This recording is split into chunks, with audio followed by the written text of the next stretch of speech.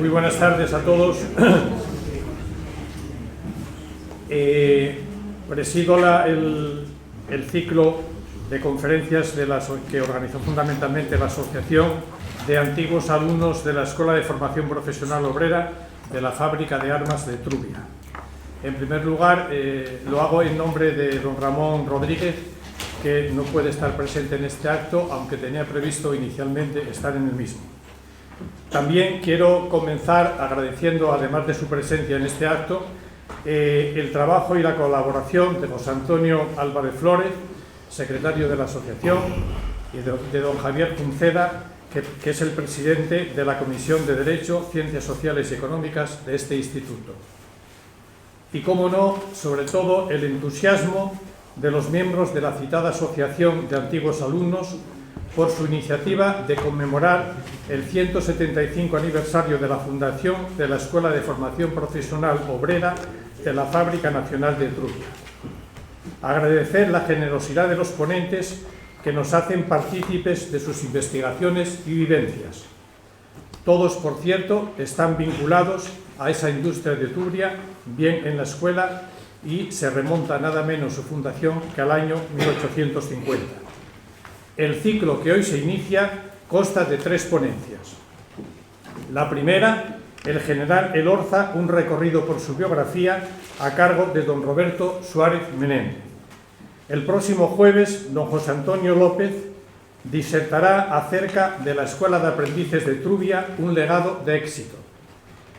Y concluirá el ciclo con presente y futuro de la formación profesional vistos desde Trubia, a cargo de don Francisco Díaz de Otazu-Guerri. Celebramos, por consiguiente, 175 años de existencia de un centro de formación profesional que representa un hito histórico en la formación y en la educación de los trabajadores. Un modelo inspirado, sin duda, en otros territorios europeos que iniciaron primero la Revolución Industrial, pero que tiene la singularidad de desarrollarse aquí, en el espacio y en el tiempo, y concretamente en Trubia. 3 conferencias complementarias que nos permiten ver la actualidad con la perspectiva de la historia. La conjunción entre formación teórica y práctica, que hoy se reivindica con la denominación de formación dual, pero que en esencia, usando términos machadianos, cambian las cosas por fuera, la denominación en este caso, pero no por dentro, que es la formación aplicada o práctica. Una Asturias, entonces, anclada en un modelo caciquil, eminentemente agrario, que se asoma a la industrialización para poder salir de la miseria y del hambre. Camposagrado publica el Manifiesto del Hambre en el año 1854 y es de los pocos que aporta inversiones a la industria. Por otra parte, Camposagrado son conocidas, en estos aspectos no me meto porque los ponentes los irán desarrollando, por sus vinculaciones familiares con Riansares e Isabel II. Hay que tener en cuenta que muchas de las visitas de la familia real se hacían precisamente porque su hermana y su hermano, hermanastros a su vez de Isabel II, estaban en Riaño casados con hijos del marqués de Camposagrado. Camposagrado era muy realista porque a la vez que describió el hambre y la penuria en que estaba la población, fue de los pocos que invirtió, en este caso en Duro Felguera, porque fue también de los capitalistas inversores en esa factoría. Un periodo político muy singular en la historia de España, mediados del XIX, con múltiples gobiernos, conservadores, liberanos, republicanos, con revoluciones incluidas, con guerras internas también incluidas con los carlistas, y con varias constituciones y también varias formas de gobierno, monarquía, república y periodos de auténtica dictadura. Muchos intereses, mucho personalismo en los protagonistas, muchos grupos políticos que nos suenan un poco a una situación que ahora mismo conocemos un poco también, de la diversidad de instituciones, de la diversidad de grupos políticos y también de la situación económica que en aquel momento era muy seria. Hay que pensar que la peseta se instaura en el año 1868 y hasta entonces no había poco dinero. Trubia y La Felguera Gil y Duro con Pedro Duro, y el general Elorza serán los personajes claves junto con Matei y Gregorio Aurre y otros ingenieros que, como Elorza, aprovecharon el exilio y sus viajes para conocer el modelo europeo, y ambas industrias también, siguiendo ese modelo europeo, crearon sus propias escuelas de oficios. Por cierto, Elorza estaba exilado gracias a Fernando VII, y entonces aprovechó la coyuntura para viajar por Italia, por Inglaterra y por Francia y aprender lo que otros hacían. Para hablar de uno de estos protagonistas, concretamente Elorza, tenemos hoy a don Roberto Suárez, que es también natural de Trubia y vinculado desde antaño familiarmente a la fábrica. Roberto es licenciado en Económicas Empresariales, ha trabajado en el ámbito de la economía y de la cultura en la Administración del Principado. Ha trabajado también a nivel municipal y local en Oviedo, la Fundación Municipal de Cultura, en Candás, gerente del Museo de las Esculturas, y como asistente también durante 10 años en el Parlamento Europeo. Es un destacado investigador sobre el desarrollo industrial en Trubia y especialmente en la vida y obra de don Francisco Elorza, habiendo dedicado numerosos artículos y libros históricos a este tema. Por ejemplo, la industria militar española, el maestro Antonio Campa en las fábricas artilleras de Trubia y Oviedo, y el general Elorza, apuntes para una biografía, entre otras cosas. Es presidente de la Asociación Histórico-Cultural El Volcán, 1797. También fue comisario de la exposición Bronces de la fábrica de Trubia, muy resonada y muy interesante, hecha aquí en el Ridea. Trabaja actualmente en el tema de las visitas reales a Trubia, de lo cual podríamos intercambiar opiniones, y también le añado a Riaño, donde estaban consuegros y hermanos de la realeza. Hoy, además, nos presenta la vida de Elorza en cómic. Por consiguiente, y para que el tiempo no se nos eche encima, don Roberto, tiene usted la palabra. Puedes coger esto. Buenas tardes a todos, agradezco las palabras del introductor.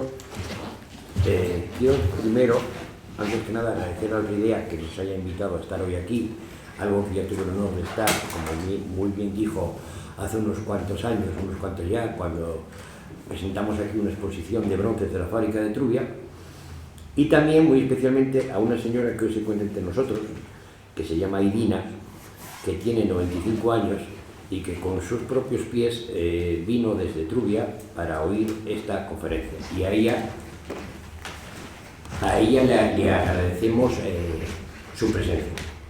Por supuesto, no cabe más que hablar también, agradecer a la Asociación de Aprendices de la Fábrica de Trubia, que este año es su año, es el año de los aprendices, es el año del 175 aniversario, es el año en el cual se van a celebrar aquí 3 ponencias, es el año en el que luego van a hacer exposiciones, se van a dar otras conferencias en otros puntos de la geografía asturiana, y esa iniciativa la aplaudimos y esperamos que llegue a un puerto con la colaboración de todos. Dicho todo eso, que creo que resultaba obligado, voy a empezar por hablar de Elorza. Y para hablar de Elorza, lo que nos hemos permitido es traer aquí a colación el cómic que hicimos sobre dicho personaje. Quizás para muchos no sea la mejor forma de referirse a Elorza, en un cómic, en un relato ilustrado, puede ser, pero es una forma de acercarse a ese personaje. Voy a dar comienzo a la conferencia hablando de los orígenes de la fábrica de Trubia, porque tenemos que situar la fábrica en su entorno. La fábrica de Trubia, el primer proyecto, es de 1792. En ese momento, un ingeniero de marina llamado Fernando Casado de Torres le mandan que viaje por las costas de Cantabria y las montañas de Cantabria y de Asturias para buscar el emplazamiento para una fábrica de municiones gruesas, como se llamaba en el momento, nueva. ¿Por qué? Porque las fábricas que teníamos en ese momento estaban muy cercanas a la frontera francesa. Y nos ocurría que en cualquier momento en que teníamos conflicto con Francia, que eran muchos, lo primero que hacían era asaltar nuestras fábricas y, por lo tanto, cuando más necesarias eran para nosotros, no producían, porque las tomaba el enemigo. De ahí, en 1794, se crea ya oficialmente la fábrica de Trubia. Fíjense, fábrica de Trubia que nunca dejó de producir más o menos y que está en Trubia, desde 1794 que arrancó. Al principio estuvo en manos del Ministerio de la Marina y luego ya pasó al Cuerpo de Artillería, que fue la institución que al final la montó y la puso a funcionar. Su objetivo era claro, fundir con coco, es decir, en un horno alto hay que alimentarlo de alguna manera y antiguamente se alimentaba con madera. Los bosques de Asturias estaban ya muy deforestados y por lo tanto se planteaba fundir con coco. Esos primeros intentos fueron todos fallidos, hablamos de 5 o 6 intentos, porque no conocíamos la técnica. Además aquí habían copiado el modelo de horno que había en San Sebastián de la Muga, en la zona de Barcelona, y ese horno estaba creado para fundir con madera, y el horno de coc necesitaba mucha más altura para que el coc se fundiese. Conclusión, no se pudo lograr. Luego llegó la Guerra de la Independencia, ahí nos faltaron los franceses y retomamos ya a 1843, en que un director general de artillería decide restaurar la fábrica de Trubia y lograr fundir con coc. Ahí es donde entra nuestro personaje, Francisco Antonio de Elorza y Aguirre, y ahí empezamos la conferencia. Francisco Antonio de Elorza y Aguirre nace en el País Vasco, en Oñati, de una familia humilde. Tiene una juventud, no, más que una juventud, una niñez normal propia de cualquier hijo de la época, y en los 13 años deciden enviarlo a la Academia de Artillería para que estudiase pues, las artes militares. En aquel momento la Academia de Artillería estaba situada en Montesión, en Palma de Mallorca, porque los franceses nos estaban invadiendo y esa academia, que siempre estuvo en Segovia, fue desplazándose huyendo de los ataques de los franceses. Elorza, por lo tanto, se tiene que marchar a Palma de Mallorca. No tenían dinero la familia, era una familia humilde, como dije. Pero hay otra familia anexa, que es la familia Orueta, que eran parientes muy cercanos, que le auxilian en ese devenir en la historia. Y ellos son los que financian su desplazamiento desde Oñati a Sevilla, para luego desde Sevilla coger un barco y marchar a Palma de Mallorca. Ese periodo de la vida de Elorza ya en Palma de Mallorca como cadete de la academia dura 3 años y 25 días. Como dije, salió con 13 años de Oñati. En esos años se forma en el tema militar, y luego de formarse en el tema militar y ya salir licenciado por la Academia de Artillería, le toca lidiar con el trienio constitucional, en el cual él se convierte o forma parte de la vamos a llamarlo, de la zona liberal, y lucha contra con las personas de Fernando VII. Ahí trabaja, o sea, lucha intensamente, es agraciado, y cuando cuando llega la etapa absolutista que volvieron a ganar, él se ve obligado a marchar al extranjero. En el extranjero estuvo exactamente 6 años. Esa es la parte crucial de la vida de este personaje, que nos da pie para luego llegar a la creación de la Escuela de Aprendices y lo que hizo a posteriori. Curiosamente, a pesar de ser lo más importante en su vida, es de lo que menos conocemos. Tuve ocasión de estar en Francia consultando los archivos, tuve ocasión de estar en Lieja consultando los archivos, en Inglaterra, y no aparece absolutamente nada salvo breves reseñas. Por ejemplo, en Francia consta que en varios registros de la Policía Municipal de Francia, sus estancias en Francia y cómo eran controlados los exiliados españoles a los que les habían prometido un trato favorable en Francia, cosa que luego no se produjo, y querían tenerlos controlados en su lugar, en su ubicación en aquel momento. Ahí aparecen algunas referencias a Elorza, pero nada más que eso. Es un informe policial en el cual dice un tal Francisco Antonio de Elorza está en París. Él, en ese momento que está en Francia, como exiliado, como dije, engañado por las autoridades francesas, él lo que hace es, en lugar como muchos se dedicaron a empezar a unir tramas contra el gobierno de Fernando VII, tratar de volver al trienio, volver a la época liberal, él abandona a sus compañeros de travesía, entre ellos el general Torrijos, y él se va a estudiar en las universidades de Europa. Creemos que estuvo en Bayona, en la Sorbona.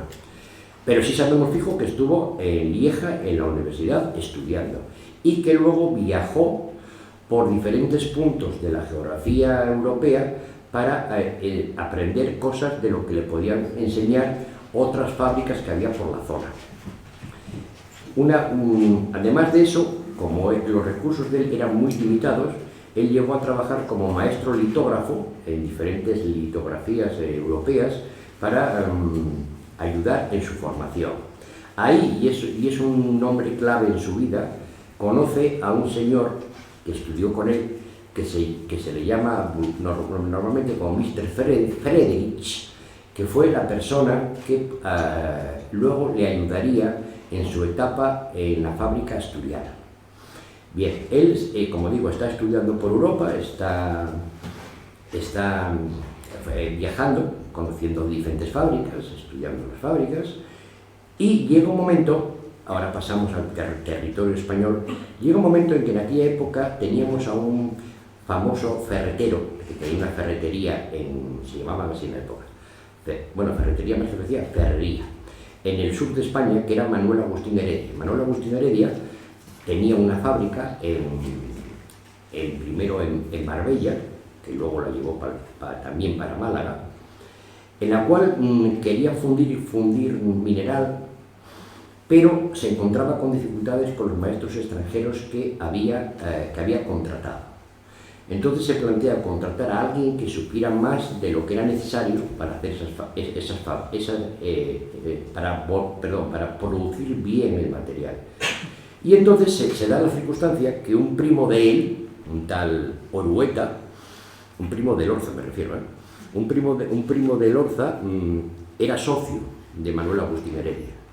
Y ese primo es el que le ofrece a Heredia, oye, que yo tengo un pariente que está por Europa, que está estudiando y que podíamos traerlo para que se pusiera al frente de estas fábricas.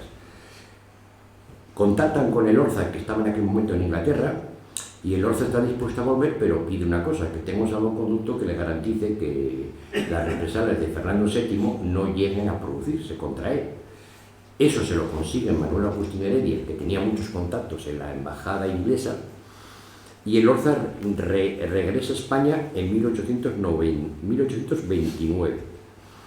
En el Mediodía Español, que es donde les trabajó primeramente, estuvo 14 años trabajando, 1829-1843.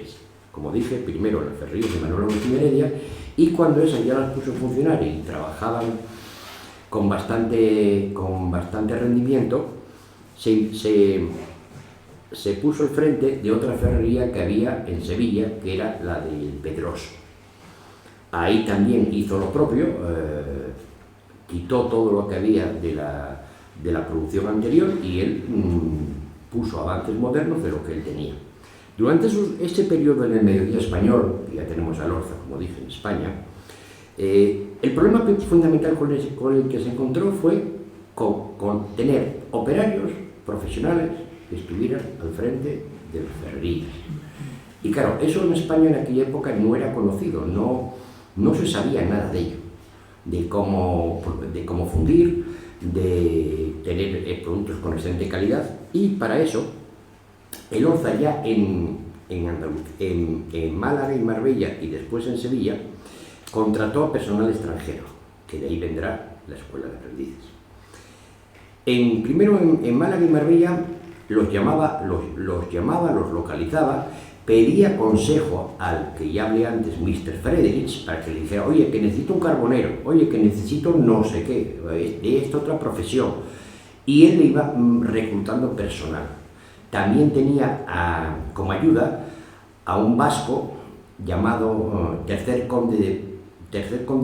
cuarto conde de Villafuertes, el cual era amigo de él por haberlo también conocido en el exilio. Por eso dije antes que la parte de este hombre del exilio es la más importante de su vida, pero siendo la más importante es la que menos conocemos. hemos conseguido algunas cosillas, pero no lo suficiente para interpretarla. Entonces, con esas dos personas, bien el vasco, fundamentalmente ese para carboneros, bien para cilindreros, martineros y todo lo que necesitaba, acudía a Mr. Fredris. Le fueron mandando personal y él lo que hacía era, pues era un contrato un poco de mano a mano, ¿no? Oye, vale, llegas para el sur, trabajas en estas fábricas, tienes este sueldo y enseñas a los nativos, a los lugareños.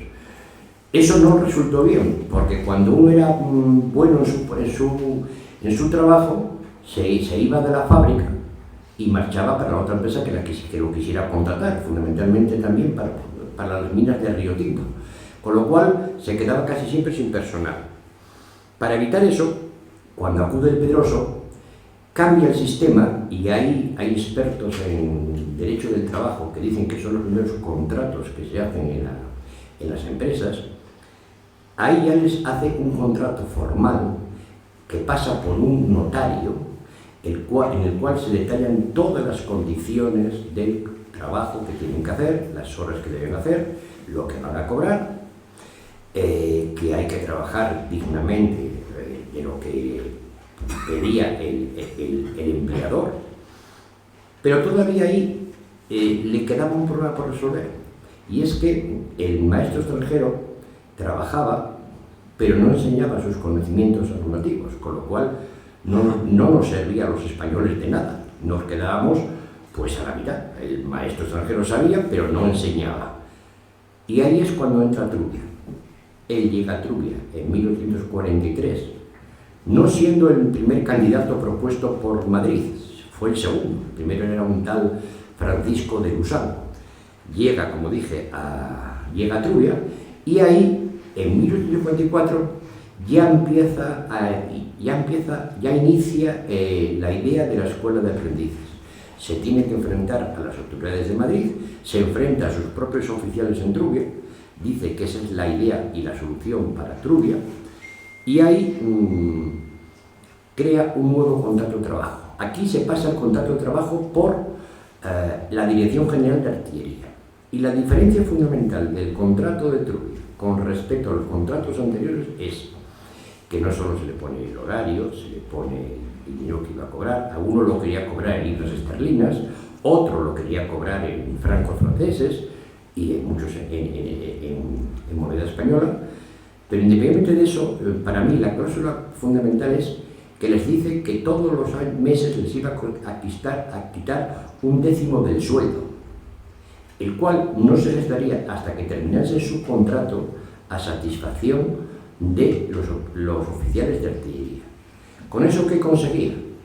Que el operario extranjero sabía que si se iba antes de que terminase su contrato, él tendría que devolver, o sea, ese dinero nunca lo cobraría. Y para encima, el Orza les garantizaba que en esa estancia en Trubia, cuando acabasen el contrato a satisfacción, como dije, de los oficiales, se les pagaría el viaje de vuelta a toda la familia. Obviamente, si se marchaban para otra empresa o no cumplían las condiciones de enseñar a los nativos, lógicamente ese dinero no lo iban a recibir. Y esa es la clave, para mí, del éxito de la escuela de aprendiz de la fábrica de Trubia. Él empieza ahí en 1844, con la escuela, aun cuando la escuela real o la escuela formal es de 7 de enero de 1850. Pero en ese año, 1844, este hombre ya empieza con ese sistema de formación. ¿Y por qué sabemos eso? Primero, porque hay un maestro extranjero, hay un señor español llamado el maestro Antonio Campa Velasco, que fue un primer aprendiz en 1844. Y él hace una autobiografía, que es de 1920, cuando fallece más o menos, en la cual describe cómo él empezó a trabajar para el Orza en esos años, que les dijo, puso a 3 o 4 aprendices a las órdenes de los maestros extranjeros que iban llegando, y con ellos empezó a funcionar. tenían un sueldo de 10 reales, pero les garantizó que cuando tuvieran la escuela formada y demás, sus emolumentos subirían. Entonces, tenemos ahí a uno de los primeros aprendices de la fábrica de Trubia. Y ahí arranca, insisto, el papel de la escuela. Otro que nos documenta sobre esos aprendices es un belga llamado Charles-Joseph Bertrand de Manet, el cual tenemos descendencia de ese personaje en Asturias fundamentalmente, en Oviedo. De hecho, un director del RIDEA era Tuero Bertrand, que procede de esa familia. De hecho, en esa época, en el centenario, fue cuando se hizo aquí la exposición de bronces de la fábrica de Trubia, y tanto uno como otro, el primero con su autobiografía y el segundo con su librito, opúsculo, de los años 90, si no recuerdo mal, que se titula El verdadero librecambista, él describe su llegada a Gijón, ver con ojos de tristeza cómo estaba Gijón en comparación con lo que él había visto y vivido en Lieja, y cómo se pone a funcionar en la fábrica de Trubia, que por cierto, dicho sea de paso, ese personaje, Charles-Joseph Bertrand de Manet, fue el maestro del taller de molderías, y todos esos bustos que se pueden conocer hoy, fundidos en Trubia, arrancan de esa época en que ese señor tiene aprendices y permite que los aprendices sepan sus conocimientos, y, por ejemplo, dos de esos aprendices de él son los que marcharon a Sevilla a fundir los leones del Congreso de los Diputados, que fueron fundidos en Sevilla exclusivamente por problemas de comunicación entre Trubia y Madrid. Pero como eso no era posible, la fundición de esos bronces se hicieron en Sevilla, pero insisto, con obreros, con operarios de la fábrica de Trubia, y muchas más piezas tenemos por toda España de lo fundido.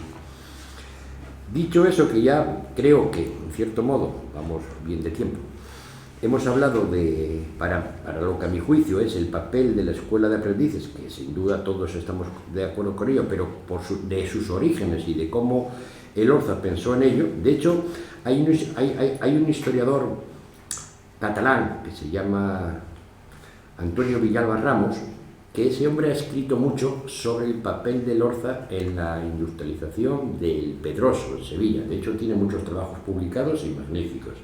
Ese hombre ya llega a documentar 74 trabajos de maestros extranjeros contratados por Elorza para el Pedroso, pasados por notario. Y un señor que es catedrático emérito de Derecho del Trabajo sevillano considera que esos primeros trabajos es el arranque del contrato de trabajo que luego se hizo en España. De esa época se llamaban contratos o contratas. En Trubia se llamaban contratos.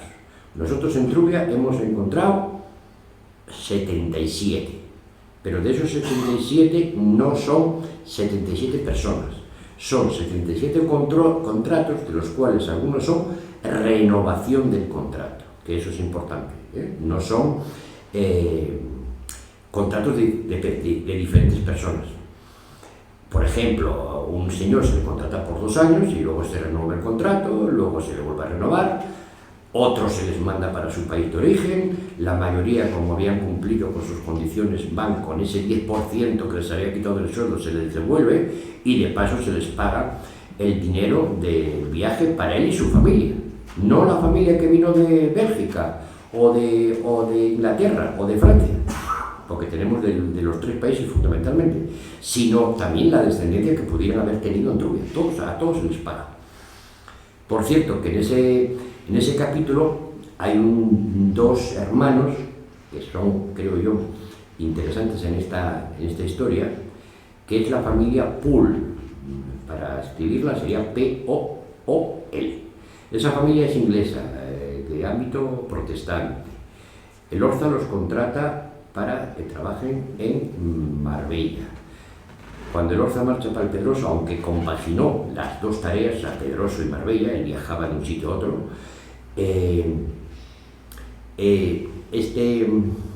estos Pool iban con él. Y cuando vinieron para Trubia, vinieron con él también. Y de esa rama, que es los Pool, concretamente de uno de los, vinieron dos hermanos, Thomas Poole y Diego Poole. De una de esas ramas es de donde tiene ascendientes la actual reina de España, doña Leticia, que uno de esos Poole se casó en Grau de aquella, para el que no lo sepa, Grau era Trubia, porque Trubia no se separó de Grau hasta 1800, si no recuerdo mal, 90 por ahí, con lo cual Grau perteneció a Trubia, perteneció a Grau, y luego hoy tenemos a Trubia en Oviedo, y también Trubia quiso ser ayuntamiento independiente a principios del siglo XX, bueno, cosa que no consiguió, como es evidente, a pesar de que tenemos aquí al alcalde pedáneo de Trubia en Oviedo. Dicho todo lo cual, y puesto ya, creo yo, marcado lo que es el homenaje que van a hacer la Asociación de Aprendices a la Escuela de Aprendices, la cual tiene una historia muy gloriosa, que luego, si nos da tiempo, vamos bien, voy a tratar de citar a 5 aprendices notables de la fábrica de Trubia, que a lo largo de su historia tuvieron un papel importante en la siderurgia española. Dicho todo eso, ya sabemos la época en la que estuvo en Trubia, sabemos lo que hizo una parte, porque hizo mucho más. Él fue el primero que consiguió en España, aun cuando hay discusión entre los historiadores si fue el primero o no, fue el primero que consiguió en España fundir con coc en un horno alto. Eso para la época era el demonio. De hecho, en Trubia lo habíamos intentado ya hacía 50 años y no se consiguió. Y fue el Orza el que lo consiguió en 1854. Fundió con coc y logró fundir correctamente. Capturó los hornos altos que había anteriores y montó unos hornos nuevos ya acoplados a las necesidades que eran precisas para fundir con coc en altura y en dimensiones y en lo que debía introducirse los mismos. De hecho, tardó muchísimo en conseguir la mezcla apropiada para introducir en el horno alto. Tardó casi 7 pruebas que hizo a lo largo de su vida en Trubia, porque era importante la mezcla de minerales que se introducían dentro del mismo. Conseguido eso, la fábrica de Trubia ya tiene una importancia relevante. De hecho, fíjense que llegamos a producir los cañones de mayor resistencia que se fundían en toda Europa. En aquella época se hacían unas pruebas que se llamaban de resistencia, que consistía en lanzar cañonazos ante un agujero y ver la resistencia de cada cañón. Y los cañones de Trubia tenían una resistencia mucho mayor que incluso los ingleses. Aparte de todo eso que vengo diciendo del Orza y que no me voy a detallar, porque eso lo van a poder ustedes leer muy detenidamente en el trabajo que luego amablemente Enrique Díaz va a publicar, y que yo aquí no me quiero extender en decir que si 1844, que si 1858, que si el 70% de mineral, eso lo dejo para el estudio ya serio. Esto, digámoslo así, es una aproximación y espero conseguirlo, que sea amena para ustedes y que bueno, por lo menos se lleven una idea. De hecho, detrás tenemos el cómic, que podemos pasar alguna hoja. Ese es el busto de General Elorza, porque yo no venía aquí a presentar el cómic, o sea, esa no era mi intención, pero bueno, nos sirve para ilustrar un poco, ¿no?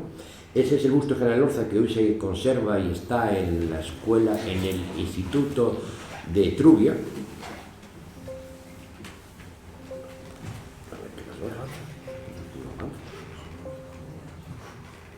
Bueno, esto sería el busto de Elorza que se hizo, del cual, por supuesto, fundido con el que dije antes, Charles-Joseph Bertrand de Manet, que se encuentra en el Museo del Ejército y en muchos más lugares de España.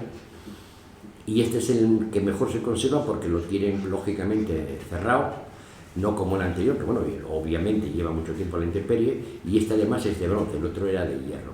Esta es la semblanza que del mariscal Elorza hace el señor Salvador Díaz Ordóñez y Escandón en 1892, cuando hace un trabajito sobre la historia de la fábrica y resume un poco la historia de la misma desde sus principios hasta como dijo, 1892, y dice: de buena estatura, fisonomía viva, mirada penetrante, carácter bondadoso y comunicativo, con amigos en todas partes, tanto en el extranjero como en España, suave en la forma, enérgico en el fondo, madrugador, activo, inteligente, contando los minutos y sabiendo escoger las personas y utilizar sus actitudes. Tales eran las cualidades más salientes de aquel hombre extraordinario, que aprovechaba el tren para las horas de sueño, comía a cualquier hora y trabajaba a todas.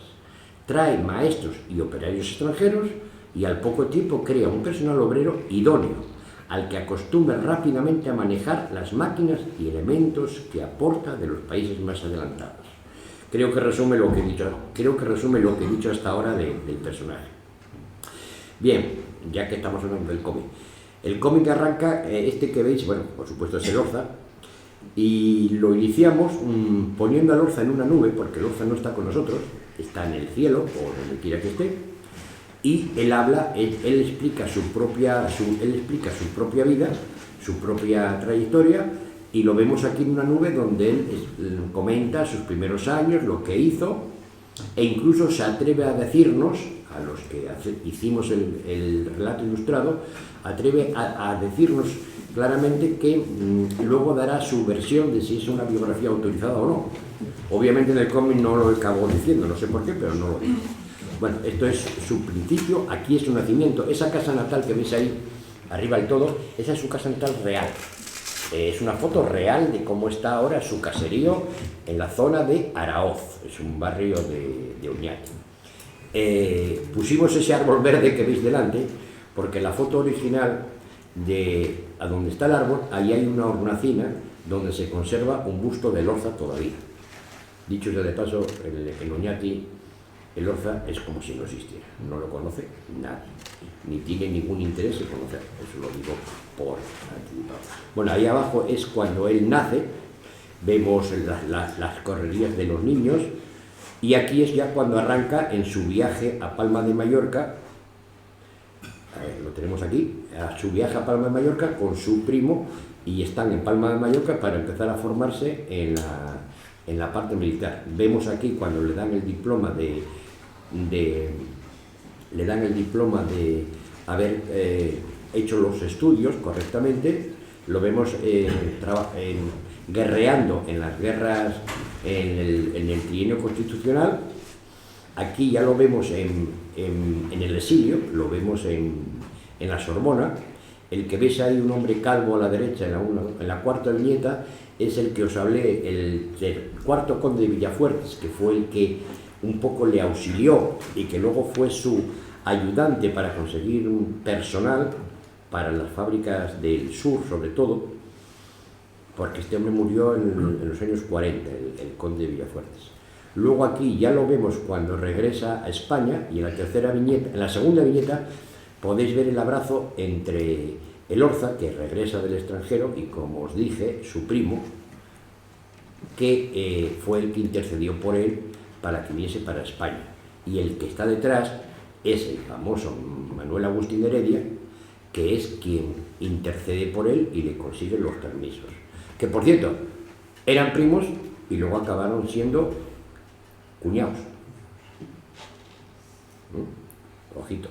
Porque lo que he comprobado es que aquí hay la familia Urueta, que viendo que muchos que no eran primera parte de la descendencia, con lo cual no tenían derecho a la herencia, lo que hicieron fue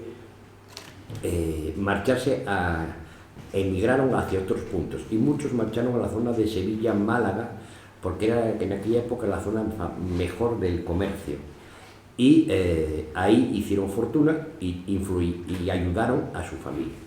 Bueno, vemos aquí la parte del Orza, que es también interesante, cuando el Orza, estando en las fábricas andaluzas, el ejército lo reclama, él estaba de supernumerario, y es Manuel Azpiroz, el que veis ahí en la tercera viñeta, el que lo sugiere para director de la fábrica de Trubia. Y él, en uno de sus relatos, dice: y yo, a pesar de causar con ello grandes estragos a mi economía personal, me puse a la primera indicación a las órdenes del gobierno. ¿Qué quiere decir? Que él ganaba mucho más en Andalucía, pero se puso a disposición del gobierno. Ahí están discutiendo. En las últimas de abajo del todo vemos cómo él sale de Sevilla y se dirige primero a la fábrica de Sargadelos en Burela, que ahí también él asesoró. Y luego, la primera de todas es con lo que él se encuentra en Trubia, solo una mesa para poder trabajar, y ahí es donde hace el informe de lo importante que podía ser para Trubia restablecer la fábrica, y que él considera que puede ser el mejor punto para restablecer.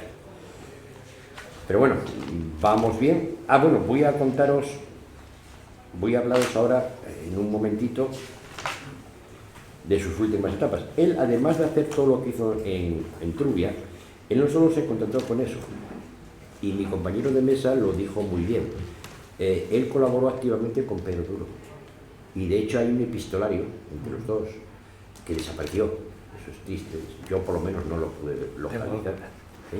Tengo alguna carta. Bueno, yo sé que todas están publicadas, pero fotocopias muy malas, en una tesis doctoral de hace ya muchos años, no me acuerdo el nombre, pero bueno, se publicaron todas. Algunas cartas las publicó Germán Ojeda en Asturias en la Industrialización, pero hay muchas más. Y ahí hay una discusión entre ellos dos muy, muy importante, porque el Orza apostaba con que siguiese trabajando con carbón vegetal, porque era egoísta, quería que le diese ese producto para sus hornos altos. Y Pedro Duro no iba por la misma idea. Y luego también colaboró con otros empresarios, como por ejemplo varias familias de la zona de Cameros, muy importante. Bueno, Pedro Duro también era de la zona. Natural de Cameros. Natural de Cameros. Colaboró con ellos en varias empresas que él ayudó a que se estableciesen en Asturias. En ese espacio que tenemos, voy acabando, en ese espacio que tenemos en Asturias no puedo dejar de concluir, pero bueno, de ir terminando, hablando de dos cosas que me llaman la atención del Orza. La primera, el Orza tuvo 4 hijos. Uno nació en Chiclana de la Frontera, que era donde vivía su mujer. Otro nació en Sevilla, y los otros 2 nacieron ya en El Pedroso, donde el Orza trabajaba. Bien, pues de esos 4 hijos, 3 estaban enterrados en Trubia, con una diferencia casi de un año, año y medio. Fue lógicamente una epidemia de las de la época, y por lo tanto fallecieron. Los enterró dentro de la fábrica, porque el que no lo sepa, dentro de la fábrica había un cementerio, y los enterró dentro de la fábrica. Sabemos que ya no están allí porque hacia el año 1922, más o menos, un familiar del Orza reclama esos restos. La fábrica da una orden para que se creen 3 cajas de zinc y que esos restos se lleven donde reclamaban, que no dice dónde eran. Yo pienso que esos restos hoy en día están en el barrio de Zañartu, en el País Vasco, al lado de Oñate, muy, muy cerquita. Están allí porque la única hija que supervivió el Orza, María Teresa del Orza y de Amurgía, ahí creó una escuela para los lugareños con pocos recursos, con la condición de que solo se enseñase en castellano. Hay una ermita y queda la escuela, eso todavía funciona. Y en la ermita, a pie de altar, yo lo pude ver, allí hay una lápida en el suelo donde está enterrado María Teresa del Orza Aguirre y su marido Azpiro. Y pienso que tanto los restos del Orza, porque el cementerio donde el Orza se enterró, en Parroquia del Buen Suceso en Madrid, tampoco existe, pienso que estén enterrados con ellos, pero bueno, nadie me lo ha podido confirmar. Esa es una parte triste de la vida del Orza. La otra parte triste, y sé que la afectó, porque se ve en sus trabajos, es cuando él tuvo muchos problemas en Trubia por los lugareños. Porque claro, montar una empresa que daba cañonazos, que hacía lo que hacía, que tenía mucho ruido, pues para los del lugar era molesto. Entonces había una familia de la época, que se llamaba la familia Fernández Ladreda, que luchó mucho por intentar hacer desaparecer la fábrica. Los primeros intentos los hicieron en el Ayuntamiento de Grau. Dije antes que Trubia pertenecía a Grau. Entonces mandaban cartas al Ayuntamiento de Grau diciendo que las vacas no daban leche porque el ruido les molestaba, que los cañonazos que eran inmensos, en fin, una serie de detalles. Pero en todas esas quejas, denuncias, como quieren llamarlas, nadie les hizo caso, ni el Ayuntamiento de Grau ni nadie. pero en un momento determinado sí logró causar daño a la personalidad, a la figura de Elorza. Y es que sobre 1860 a Elorza, la misma familia, con otras familias de Villarín, de varios barrios, varias zonas de Trubia, acuden al Ministerio de la Guerra para denunciarlo porque él cobraba un impuesto, una multa mejor, una multa al trabajo, al ganado hallado pastando en terrenos de la fábrica. Dinero que luego él entregaba al pagador de la fábrica y dinero que luego se distribuía entre los pobres de la fábrica. De hecho, ese grupo de pobres que se reunían los martes en Trubia para recibir esa ayuda se les llamaba el Batallón Elorza.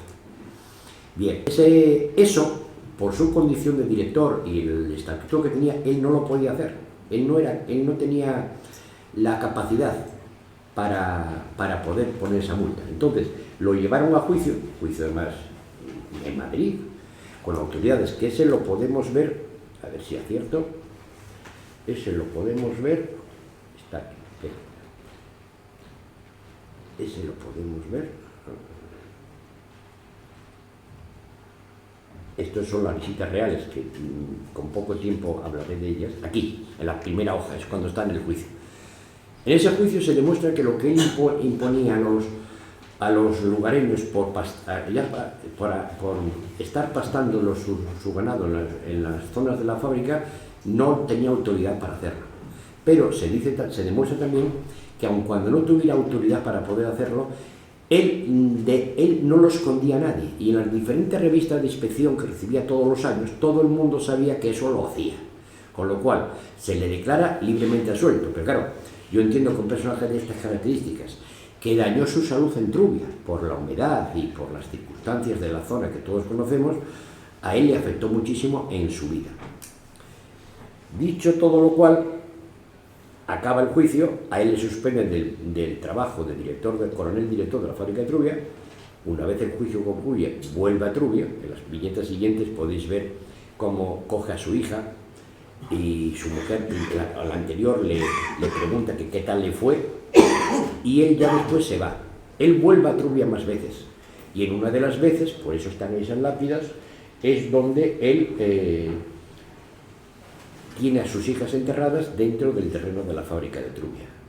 La última de todas es cuando él ya se despide de Trubia, que no volverá salvo en visitas de inspección a la fábrica, que tuvo por lo menos 2. Y con esto, bueno, aquí le están homenajeando en Trubia, va a ver a sus hijas muertas. Aquí hay una anécdota en la tercera viñeta, que es que cuando él ya estaba destinado a Madrid, estaba en la Dirección General de Artillería, un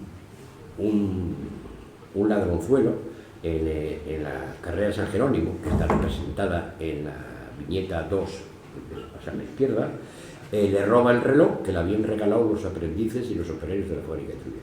Y aquí es el final ya, cuando fallece, 1873, y él en la cama recordando a la fábrica de Trubia.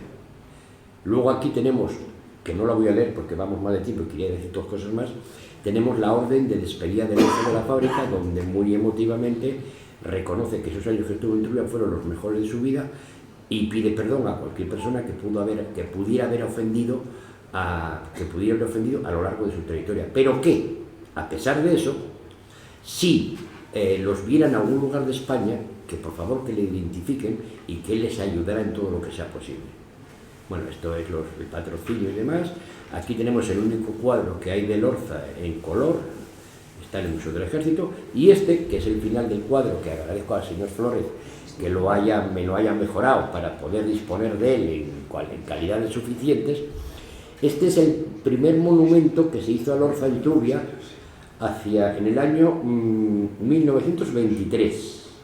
Si bien entre el año 81 y el 83, 1900, si hoy pasáis por Trubia y pasáis delante de la capilla castrense, observaréis que el cañón de arriba ha desaparecido y que los 2 otros se han puesto en cruz, porque se consideró en ese momento que podía ser un peligro, y entonces se cambió. Pero bueno, esa es la original, que apareció recientemente en un grupo de fotografías en cristal que se encontraron en Trubia, porque Trubia el archivo, bueno, eso es para otra conferencia.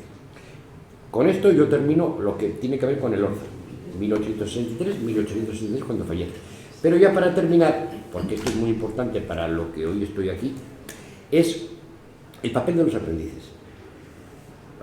Entonces, en ese sentido, yo solo voy a citar, porque no me va a dar tiempo para más, a lo que hemos considerado, o he considerado, 6 aprendices notables de la fábrica de Trubia. 6 que fueron grandes figuras, que yo creo que a lo mejor, yo creo que con sus nombres algunos de ellos son conocidos. Antonio Campa Velasco, de ese les he hablado, es el que empezó con el Orza en 1944 cuando vino a Trubia, que les dije que hizo una biografía. El siguiente, que ya no está entre nosotros, es Antonio González Busto, 1922-2010, que trabajó en múltiples lugares, fue un gran trubieco, historiador preocupado por la historia de Trubia. Manuel Álvarez Álvarez, 1923-2001. Este señor fue director de Fábrica de Mieres, director de UNINSA y director del SIDES, todos de la Fábrica de Trubia. Manuel González Sama, llamado vulgarmente Samina, que estuvo trabajando en Lugones en una fundición y que fue un hombre importante. Juan José Fernández Fernández, el menos conocido, 1928, tampoco sabemos cuándo murió, pero este, digámoslo así, podemos identificarlo como la persona que tuvo una vida más europea. José Jacinto Vázquez Arasola, que vive todavía entre nosotros, nació en 1930. Y por último, que tenemos aquí a su hermana, Corsino Gutiérrez González, que Corsino Gutiérrez González no solo trabajó en la fábrica nodular de Lugones, sino que luego fue fichado por la Pegaso y hoy vive en Barcelona bueno, está jubilado ya, pero trabaja para la Pegaso. Con esto creo que es el buen colofón para concluir esta charla y que empecé con la escuela y termino con la escuela por el medio hablando del general Orza. No concluyo porque tenemos otra conferencia después.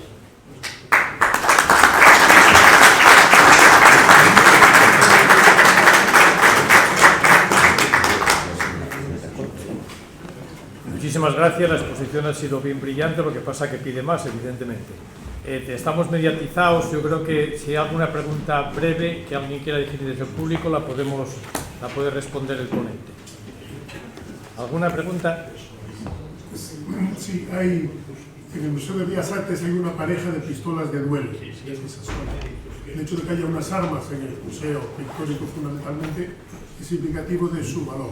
No sé si puedes apuntarlo. Sí, conozco y estaba haciendo la biografía de la familia La Rosa Guisasola, pero hay dos que son similares y tengo miedo de meter la pata en los datos que son de uno y son de otro. Esa familia vino del País Vasco, arrancó cuando vinieron los maestros extranjeros.